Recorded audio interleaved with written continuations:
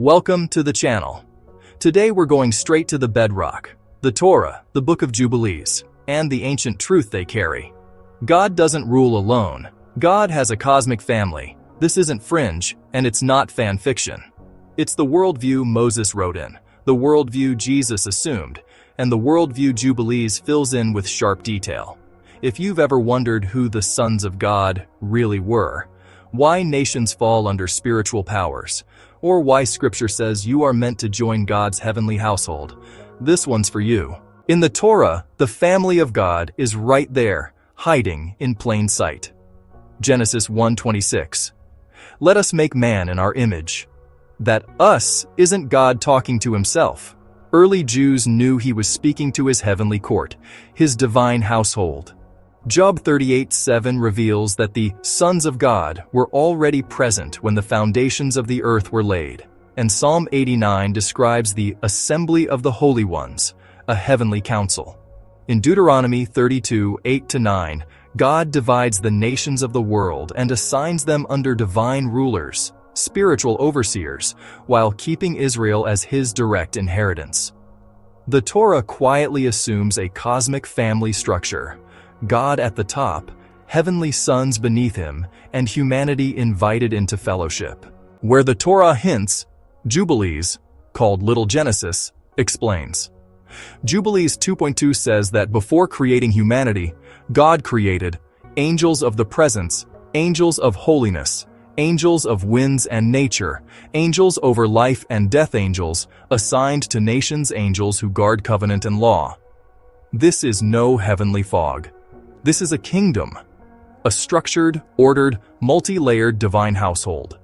Jubilees acts like the commentary ancient Jews already knew, filling in what Moses didn't spell out because his audience already understood it. Both Torah and Jubilees talk about a fracture, a betrayal inside the family. The Torah gives a short version in Genesis 6:1-4. Sons of God, taking human women and producing giants, the Nephilim. But Jubilees 5-7 gives the full truth. The Watchers were heavenly beings sent to guide humanity. They rebelled, descended to earth, and corrupted mankind. Their hybrid children ravaged the world. God bound the rebel Watchers until judgment. The spirits of their dead children became demons. A perfect match to Jude 6, 2 Peter 2:4, and the demonology of the New Testament. In other words, the cosmic family had rebels, and we live in the fallout. Jubilees amplifies what Deuteronomy 32 established. When the nations were scattered at Babel, God placed 70 angelic rulers over the 70 nations. These rulers were meant to shepherd humanity wisely. Many became corrupt, influencing nations toward idolatry, violence, and false worship. This matches Daniel 10, where the Prince of Persia and Prince of Greece resist God's messengers. And it matches Psalm 82, where God calls his rebellious heavenly sons to judgment for corrupting the nations. While the other nations were placed under angelic governors, Israel was different. Jubilees echoes the Torah. Diot 32:9. Israel is the Lord's portion, his allotted inheritance.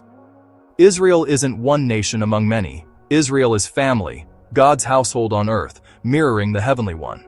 This is why covenants matter. This is why the Sabbath matters. This is why the Torah matters. Here's the part most sermons skip, but Jubilees shouts it. Jubilees 23 prophesies that, in the age to come, humanity will be restored. Heaven and earth will reunite. People will regain glory like the heavenly beings. Angels and humans will dwell together again. The Torah hints at this destiny. Psalm 8, humanity crowned with glory.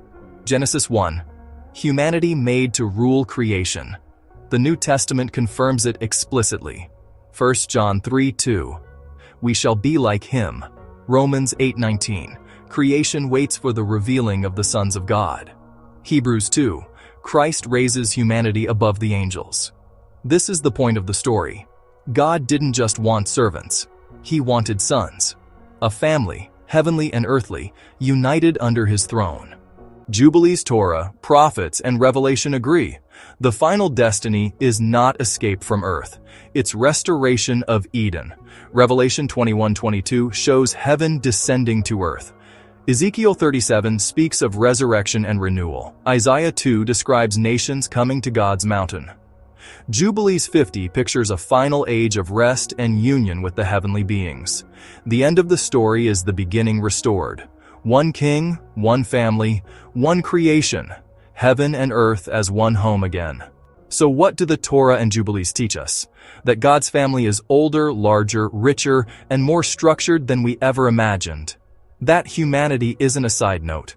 We're being trained for sonship, and that the story of Scripture isn't about rules. It's about a family reunion, cosmic, eternal, unstoppable. If you want a deeper dive into Enoch, Baruch, or the Dead Sea Scrolls, drop a comment below.